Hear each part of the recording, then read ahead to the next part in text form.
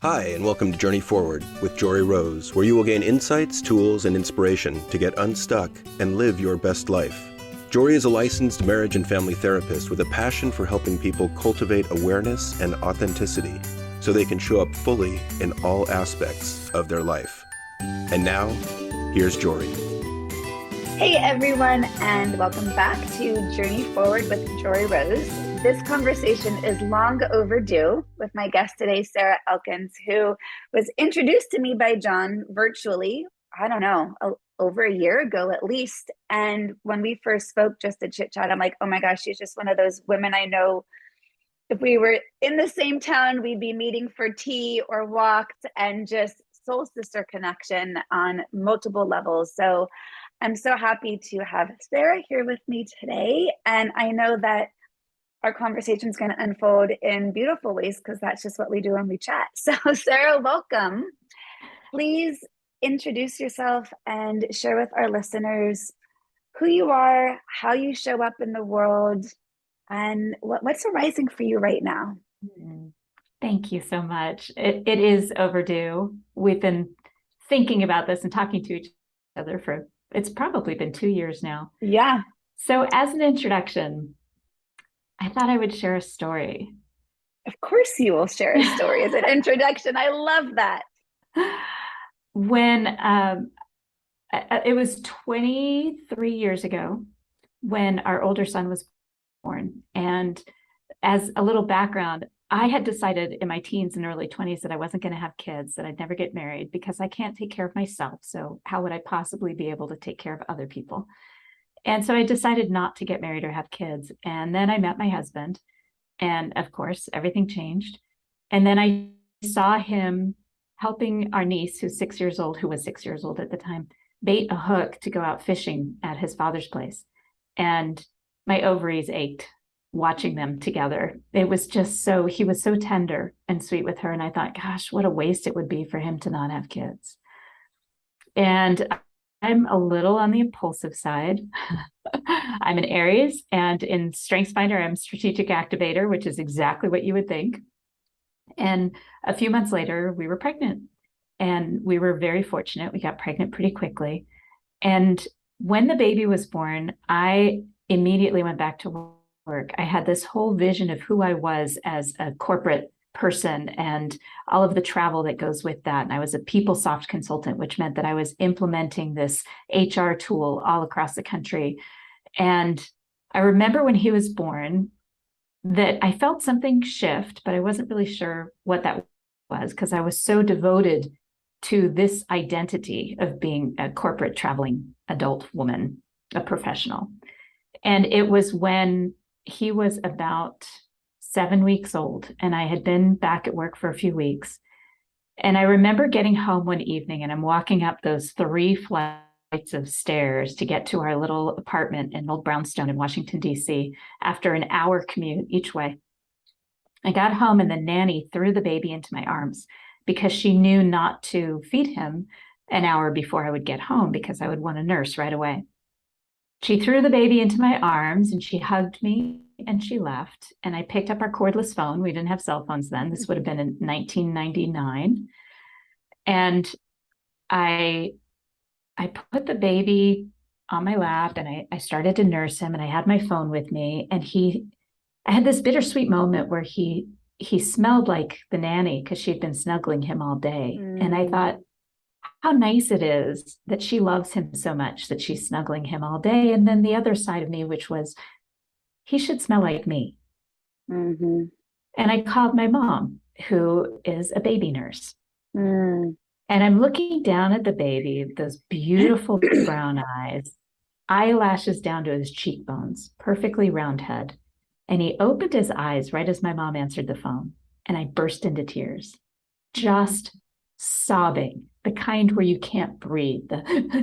And she, of course, as my friend Shelley Brown says, my mom went from 0 to catastrophe in 0.3 seconds, right? Yes. And so she's saying, what's wrong? What's going on? What's wrong with the baby? Are you okay? And I can't even breathe, so I can't speak. And I finally got myself together, and I stopped myself and I said, I'm okay. Baby's okay. And she said, then what's wrong? And I said, It's just that now I know how much you love me. Oh, And now we're both crying. yeah. And now And I'm with, kind of crying right now, Sarah, just so you right. know. Well, I figured after what you just told me about where you are in your life at this point with your daughters growing and starting to leave the house, it's a really important story. And there are so many Yeah. reasons it's important, but we'll start with the first one. I had this identity wrapped around my career. And in that moment, I didn't know it yet. But now when I look back 23 years later, I can see that shift. Yeah. It was a really pivotal moment in my life. And I didn't know that at the time. But I can tell you that when Bob got home that night, my husband, I said, I think we need to move. We need to get a job somewhere where we can live on 1 or 1.5 salaries because I want this baby to know us. It seems silly to have a baby and have somebody else raise him. Mm-hmm. And it was a week later, he was offered a job in Montana. And 4 weeks after that, we were in a Ryder truck crossing the country with the baby, the dog, and the cat. Wow. And everything shifted. And ever since then, I have this very clear understanding that authenticity isn't a one-time thing. Mm. It's not who you were as a child or who you are as a young adult or who you are as a 50-year-old or a 60-year-old. Authenticity shifts. The only thing that keeps it consistent is your own comfort in your skin. Yes. It's so powerful. And authenticity, I love that you led with that because that is one of my highest core values. And I know how much I work towards authenticity. And it's such a beautiful reminder that it's always shifting. To be authentic doesn't mean you always stay the same. It just means, am I aligned within myself at this moment in time? Yes, yes, exactly. And we have to reassess that regularly. Yeah, My authentic self at 20 is very different from my authentic self at 50. I mean, right. at 20, how I would want to be known and the actions and behaviors in alignment with how I would want to be known were seriously different from how I was as a mother of young boys, as a career professional working in public sector agencies, as a keynote speaker, as an author. I mean, they've shifted over time. My core values haven't. Right. And so now that's what you get to live in and guide others in, right? Exactly. Exactly. Through So, story sharing. yes, through story sharing. And this is, I love the power of story. I'm someone as a therapist who will often share stories of my own life in service of the work because I feel that rather than just give a tool, I can highlight it so much more with so much more richness through the story. And I also love that I know the kind of the moral of the story, and yet everyone's going to pull their own moral out of it from what I think is some overarching theme, right? Mm-hmm. Mm-hmm. So where did you discover storytelling as a way of your own authenticity? I think it was building over time because as I started blogging, I had this idea. This is funny. I've had a lot of different jobs. My friend calls it being a gypsy careerist. Uh-huh. And I lose interest really quickly. I was always a 2.5 to 3 year employee because I would learn something and get really enthusiastic about it. When I worked at the state library, everything was about libraries. When I worked at the university system, everything was about higher ed.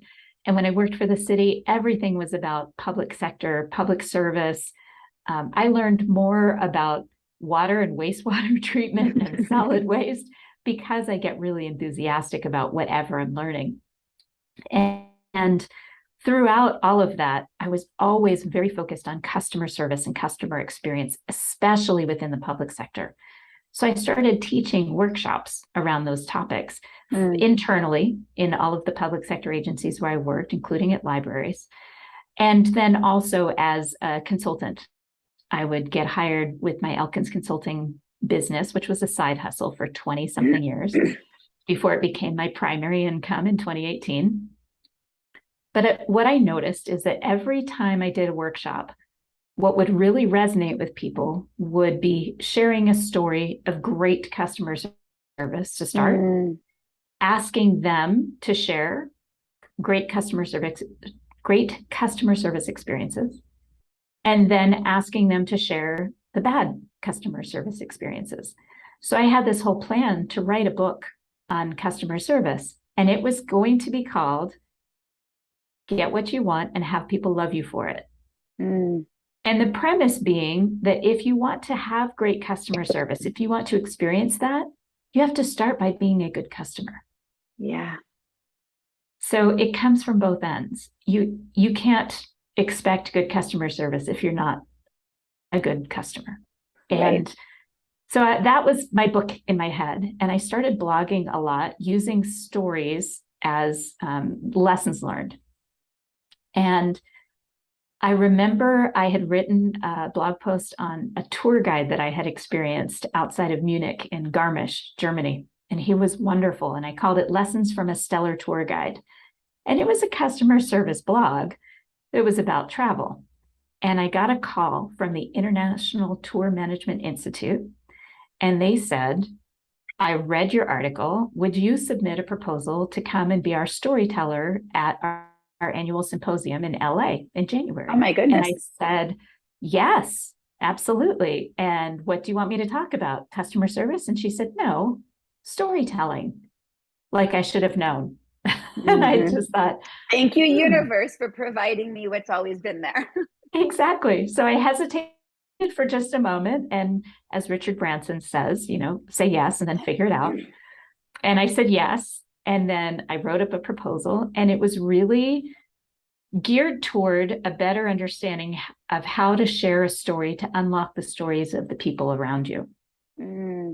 So as much as when we tell a story, we know the person in front of us is thinking of their own story, because that's what happens. It's a natural, instinctive thing. And now I use that tool with intention, just like you do in therapy, where I would share a brief story of my own that would trigger a memory of the person in front of me, creating a much stronger connection. And that's the only way they're going to learn, is if they feel connected. But that's kind of how I developed it. And the funniest part was that I finished the keynote and I was pretty happy with how it went. There were some technical snafus that I don't think anyone else remembers, but I remember. But I remember walking off the stage. I had had too much coffee because I was so nervous. I drank too much coffee. And so, of course, I was trying to get to the restroom. And I had at least 3 or 4 people come up to me and say, is your book for sale here at the conference? And now I'm like, oh, shit, now I have to go write a book. But the biggest compliment I got was later that evening. A lot of people were meeting at the bar at the hotel. And I was standing at the bar, and somebody offered to buy me a glass of wine. So I was drinking this glass of wine. And one of the men in the room, who was clearly one of the skeptics, one of those people that usually crosses his arms when anything soft skill related comes up at a conference. And I knew that right away when I met him. And we were talking about my storytelling workshop or whatever, the keynote that I did. And he said, every year they hire a storyteller as part of this event. He said, I don't ever remember one being so practical. And to me, that was such an aha moment. It's kind of like that moment of knowing how much my mom loved me. In that moment, I didn't know that it was pivotal. But later on, when I looked back and I remembered that compliment, I realized that was a pivotal moment for me, realizing how practical the skill of storytelling actually is. This is not, they call it a soft skill, but if you want to lead, if you want to inspire, if you want to connect, any leader knows that the best way to demonstrate their values and their vision is by sharing a story about something that is meaningful to them. 100%. Can I share a story in response to your story about storytelling? Yes, please. Yes. That's why we're here. Yes. And So the first thing I want to say is I would imagine, listeners, you can correct me if I'm wrong, but I would imagine many people listening might be like, oh, that sounds great, but I'm not a storyteller. So the story I'm going to share is, do you know who Dan Millman is? Yes, he was The Way of the Peaceful Warrior. Yes. So I Dan read Millman that is in the the 80s. author. Yes, as many people did as entree into spiritual practice and awakening of some kind, or just as a book that was popular then. So Dan Millman is my favorite spiritual teacher. I have been on retreat with him 3 separate times and had my most significant life-changing moment while on one of those retreats. It's actually one of my most favorite stories to tell. And after a couple of his retreats, he had written a new book, and he was on a book tour with his daughter. They co-wrote the book, and it was a book on how to become a writer. And I think the word compass was somewhere in the title. I don't remember the title of the book exactly. And he was doing a book talk about an hour away from where I lived. And I had been on retreat with him like a few months earlier. So I really wanted to go. And it was a rainy night, and I had to go all the way over a couple of bridges to get there. But I really was committed to being there. And he's talking about being a writer. And there's, maybe 50 people in the room. And what was hilarious as he was talking about his journey of Way of the Peaceful Warrior and being a retreat leader, he actually shared a story about one of the retreats. The story he shared about was me. I was Dan Millman's story in his book talk tour about being on retreat. And I'm like, got to chill. That was me. Okay, so we're sitting in this room, and he says to everyone, raise your hand if you're a writer. And maybe, a fifth of the people raised their hand, very few numbers. And he said, okay, raise your hand if you ever send an email. Everyone raised their hand. He said, raise your hand if you ever walk in the door and tell somebody about your day after work or whatever, you did that day. And everyone raised their hand. And he went through all of these everyday scenarios in which we are all writers and we are all storytellers. And what gets in the way is the belief of, but that's not what I do. Or the belief of, but that's not what I'm good at or who I am. And I love the way he just distilled it down. Like, if you write an email, you're a writer. If you tell someone about your day, you're a storyteller. And his book was about harnessing what we already do, but then creating, structure and purpose and intention, blah, blah, blah. But that's what that made me think about. I love that. I was on a hike with some friends years ago. This is before I wrote my book. And I was telling a story about the first time we went camping. It was just car camping. So we pulled the car up to this campground and set up the tent. And Jacob was a tiny baby. We had just moved to Montana. And I was telling the story about this adolescent grizzly bear that came through our campsite. And we're all laughing because, of course, it turned out okay. Nobody was hurt. It was terrifying, but it worked out. So it's easier to laugh at it later on, right? So we're all laughing. And I turned around to the woman behind me and I said, okay, your turn. Tell us a funny camping story. She said, I don't have any good stories like that. And I said, what? And she goes, oh, I don't have stories like that. And I said, have you ever been camping? She said, yes. I said, have you ever been camping where something went wrong? She said, like what? And I said, like, you thought an animal was outside of your tent? She's like, oh my gosh, this one time ended up being a raccoon. But it terrified the people inside the tent because they heard the noises outside. And they could see the movement, which was exaggerated because of a shadow. So it looked much bigger than it was. And then we were all laughing. I said, see, I told you had a story. Yeah. And that's actually what my book is about, is helping you start to collect those stories. It's called Your Stories Don't Define You, How You Tell Them Will. And it has worksheets and exercises designed just to do that. So if people say, I'm not a storyteller, I don't have any stories, that's one way to start developing them. So what do you find in the purpose of when you wrote your book, without having attachment to an outcome, what's your goal and what you're wanting people to achieve through cultivating more intentional storytelling? What do you Well, think is the purpose? And I know that's a big question because for each person it's going to be different. So not to right. distill it down to just one simple answer. To me, it's about internal messages. Exactly what you said about people who say, I'm not this or I'm not that. Yeah. And then they have a because. And almost every time that because has something to do with some moment in time where somebody they admired or respected or an adult in their life told them they weren't something, whether directly or indirectly.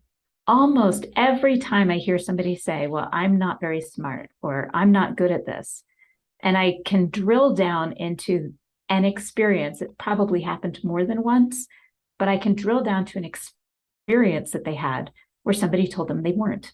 So Some for core instance, memory, some core wounds, some core exactly, significant. Yeah.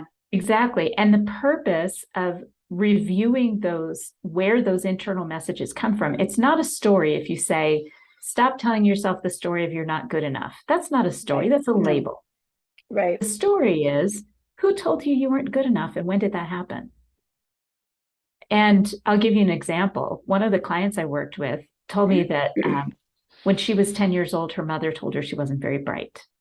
She said, oh, you'll marry well, and you're very sweet, but you're not very smart, or you're not very bright, I think is what she said. And I said, wow, ouch. And she said, yeah, well, I've been struggling with that all my life. Now, this was a woman in her 50s. I said, where's your mom now? Well, she passed away about 10 years ago. I said, wow. So I said, tell me about how that happened. She said, what do you mean? I said, where were you when she said that to you? And we drilled down, and it turns out she was sitting in her kitchen, probably doing homework with her twin sister.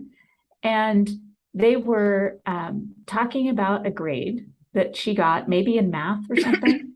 Now, how many of us did really well in English, literature, social studies, music, art, whatever, but our grades in math, we had trouble with the concepts of math. How many of us can say that? Right. I would say a lot of us. Sure. And especially at that age.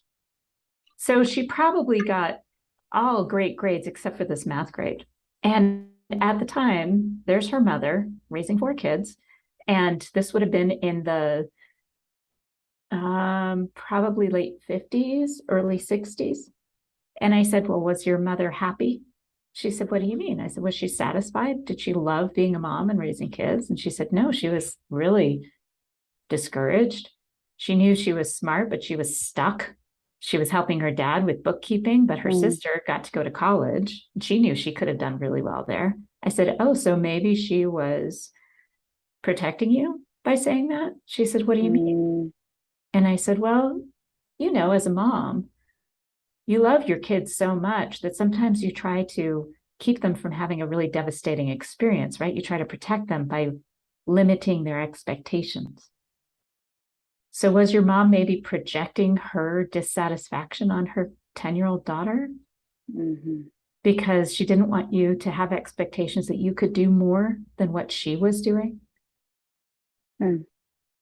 Did she say that more than once? She said, I don't remember. And I said, so you're 50. When do you take responsibility for the messaging that's in your head? She's been gone for 10 years. Yeah. And you've been out of her house for over 30. When That's such a powerful phrase. When can you take responsibility for the messaging in your head? That's huge. And it's at the core of so much of our own self-concept and our stuckedness. Yeah, but you have to reframe that story to understand it as an observer. I said, over the next 48 hours, I want you to share this story with 2 people that aren't related to you, but share it from the perspective of an observation, not as a person that has a role in it. Yeah. Because that reframe is really the key to personal growth and explosion of transformation. I think the reframe is always the key because we're so narrowly focused on one viewpoint that generally is rooted in negativity, bias, pain, trauma, fear, anxiety, lack, not enough, scarcity. I mean, you name it, right? And we operate from that place. Exactly. And you're right. I do a similar process in therapy with my clients when kind of revisiting a core wound and understanding what was the context of that time in their life, and what was the memory, and what was the incident of which some core wound occurred, or kind of an amalgamation even of a time period in your life. And there is generally some primary person, maybe parent or sibling, who inflicted some core wound at this time. And part of the work that I do is help them gain curiosity. What was going on for them at that point in time? Exactly. Do you think it was And intentional? right. I would say And 90% of the time, they don't know they're damaging their child. As a parent, right. I know that I have those moments. Of course. And how can we depersonalize what happened? And how might you free yourself from that narrative through also, starting off with curiosity, perhaps even going to anger for that person, but then turning to compassion for their pain, right? Because it's so often a projection of someone else's pain. Absolutely. My growing up, my family, money was always a challenge and tight. And my dad ended up committing suicide when my parents were already divorced. And I believe a majority of that was to be able to provide for us through his death. So money was always a challenge. And my mom, to this day, she's 76 years old. She cannot walk into Nordstrom's without hearing my dad's voice in her head, probably from the time she was in her 30s, to say, "You don't belong in Nordstrom's." Even if she was just walking to the makeup counter and not buying fancy clothes, because we don't buy fancy clothes, but so she still carries the messaging, which again, projection probably from his own anxiety about money, right? But when you told that example, that was the first thought that came to my mind of, she's like, I still hear his voice in my head. Right. We have a really hard time, and it's not just easier said than done, right? We know, otherwise I would be out of a job if awareness in and of itself took away all of our pain and trauma. If it was just that easy, I would be a one and done. Right. You would have no return customers. I would have, the best sign of my career would be that I had no one who ever came back. Yeah. And so it is not just easy, it's not that easy. And that's where we can start, through opening that doorway, that curiosity. The reframe is so powerful. Well, and in your mom's case, and as a counselor, you know this, your first thought is you're not responsible for it. Yeah. And I heard this, I can't remember who I was interviewing. It might have been Sabrina Woods. But she said that when she was in her master's degree, one of her teachers said, "You are not responsible for the first thought that pops into your head. You're just not. That's instinct. It's innate. It's environmental. It's how you were raised. You're not responsible for the first thought in your head. However, you are responsible for every single thought after that." So your mom's going to hear it, but she gets to choose what she does with it. Yes. And that's, to take that into Buddhist roots, that's considered the first dart and second dart. Do you know this? And I don't know teaching in Buddhism, it's the first dart and second dart. The first dart is simply life. It's just what happens. It's the curveballs. It's the things, unplanned. It's the twists and the turns. It's just life happening. The second dart and every subsequent dart thereafter are the ones that you throw at yourself. So the first dart, life throws at you. The second darts and all the subsequent ones you throw at yourself. The second darts are what cause the suffering. Right. And Buddhism is rooted in reducing suffering. And so part of the ability to reduce our own suffering is to understand it's not life that causes suffering. It's our reaction to life that causes our suffering. And when we can respond and not react, when we can come from compassion, not judgment, when we can come from acceptance, not dismissal, right? All the things that increase our suffering. So it's kind of where the phrase pain is inevitable, but suffering is optional. Like that's where that comes from, because life is going to happen. Shit happens. It's just life. It's not personal. And then we over attach to the over personalization of almost all of it, with then this narrative of I'm not enough, I'm not worthy, this isn't me, which then flies in the face of, to come full circle, our own authenticity, right? We're striving to be authentic, and then we've got these like old narratives or current narratives that try to penetrate through our authenticity. And so until we are able to reframe, take responsibility, accountability, self-compassion, which I think is huge in this process. To me, self-compassion is just saying, this is really hard right now. And I'm loving your newsletters on self-compassion right now, those tools. Thank you. By the way. Yeah, I read one yesterday that really resonated with me. And it's funny you're taking it this direction. And I love this, because this is, you asked me what the purpose of my book was, greater purpose. And that's what it is to be able to reframe these stories and find your authenticity. And the second book that I'm working on now is about authenticity and identity, and how we shift that through our stories. And it's so fascinating, because one of the things that I do, I am also a certified StrengthsFinder coach with the Gallup tool. And one of the things I talk about, thank goodness, I interviewed this amazing StrengthsFinder coach named Lisa Cummings is her name. And she's also a musician like I am. And she described an amplifier. So you have your top strengths and you have these dials, and you can dial one up or one down depending on the situation, the circumstances. Like, for instance, I have adaptability and activator, my top talents. And there are times where that gives me this sense of urgency that is unnecessary. So if I can turn the dials on those down a little bit, I can turn up my strategic, which is my number one strength, and figure out how to move forward in a productive way instead of in an anxious urgency way. And when she said that, I immediately started thinking of, first I thought of Spinal Tap, the movie where the amplifier goes up to 11. So I use that reference a lot in my work. But the next thing I thought of is the Viktor Frankl quote, that between stimulus and response, there's that time where you get to choose. Exactly. Take advantage of that space where you choose your response. And I use that in my StrengthsFinder coaching when I talk about that sense of urgency for people with activator and their top talents. Is you have a moment in time, whether it's 4 seconds or 10 minutes or an hour, where you get to choose how you're going to react to something. Are you going to react, or are you going to respond? And I always send that quote to my clients, especially the ones with activator and their top talents.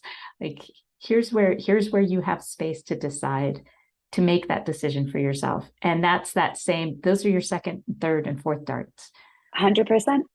And to me, that quote sums up exactly what mindfulness practice is. It's the pause to create the space, to allow and accept, to observe, right? To be in the observation stance, because when we're in the middle of it, we can't see it. So we've got to shift our perspective to it. Otherwise, when we're in the midst of it, we're suffering. When we step outside of it, we can see more clearly. And then we can reframe. We can look at it from a point of observation instead of absorbing. Oh, Sarah, I adore you. I love how what we're doing in our worlds and in our work and our life is so synergistic, and we're different doors into the same room. I love hearing different language to put to the same tools. I love hearing different perspectives, because repetition is the ability for mastery, right? So when we can hear things in different ways and through different storytelling, that's the power of the storytelling, because you can hear it in a different way. It's not so obvious. Exactly. You have somebody else tell your story and you hear it in such a different way. Earlier, before we hit record, we were talking about a surgery that I had, and some nurses outside of my room as I was trying to recover, and I'd had a really bad reaction to the general anesthesia. My husband had left the room as I was trying to wake up and come back. And I overheard the nurse outside of my room talking about how stoic I was being about my pain. And she was telling this other nurse, not knowing that I could hear her, about my endurance, about how strong I was.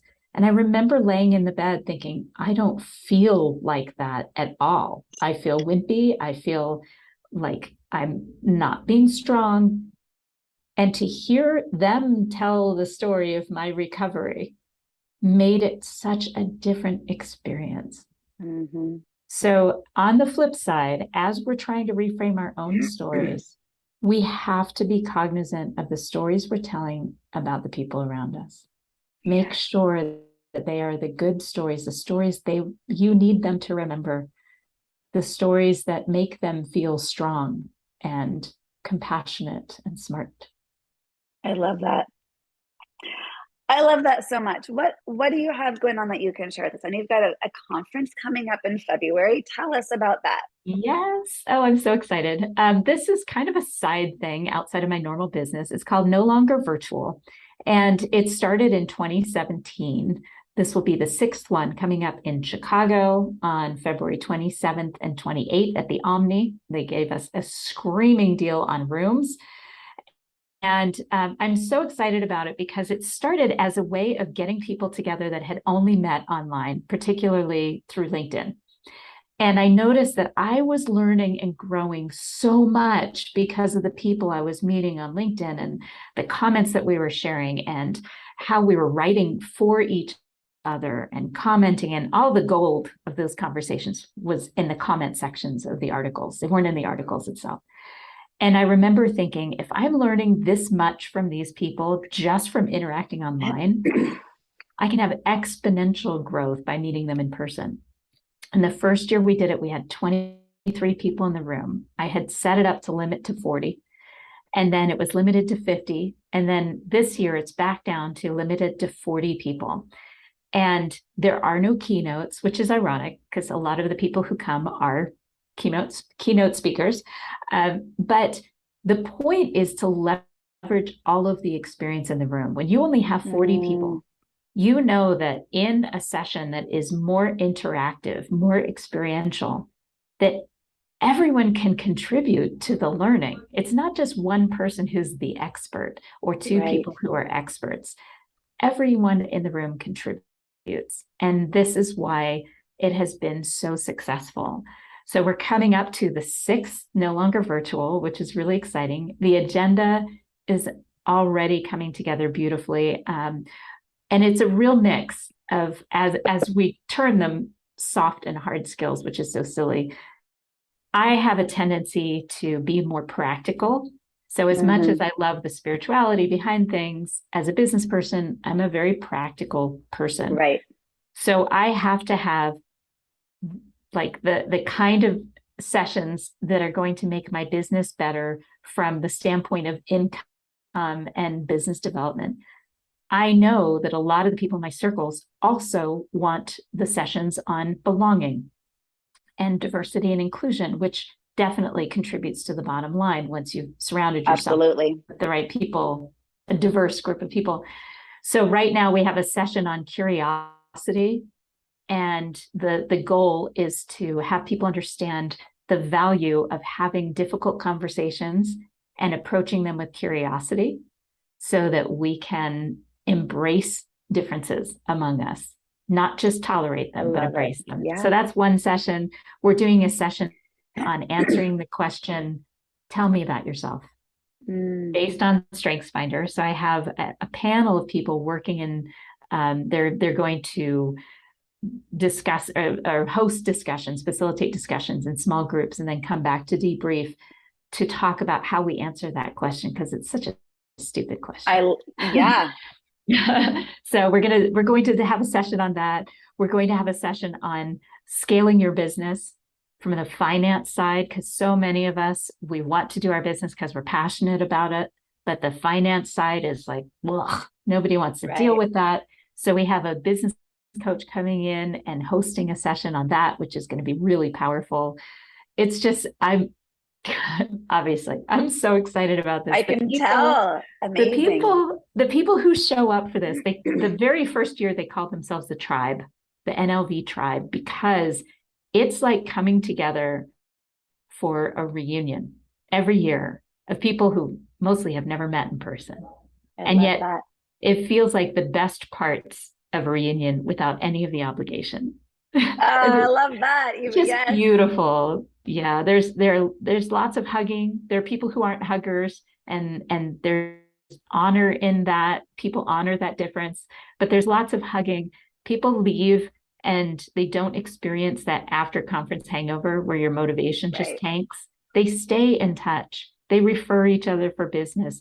People who have attended this over the last 6 or 5 NLVs have written best-selling books. They've amazing built their businesses. They've left their regular job to make their side hustle their full-time work. They've created opportunities for each other. It's just been such an integral part of the success of my business and the business of so many others that have attended. So yes, I love it. Good. Well, the link for that will be in the show notes, and congratulations on bringing and continuing to bring all of that vision into fruition. And it's kind of this interweaving, right? And that's the storytelling. It's the interweaving that brings us joy and authenticity and success. Like, we are not just this soul being moving through the world. Like, we are all connected, all of us. Sarah, thank you so much for your time today. I love these conversations. It's part of the reason that I love having the podcast is it fills me up. And I really hope with the listeners that they get that sense as well. So thank you so much. And I can't wait to hug you in person one day. Thank you, Tori. Maybe it'll be in Chicago. Yes. All right. Take care, everyone, and be well. To continue your journey forward, find Jory Rose on Facebook and Instagram to become part of her growing community. You can also gain access to her meditations, books, online classes, or to sign up for an upcoming retreat. Visit her at joryrose.com. That's JOREEROSE.com.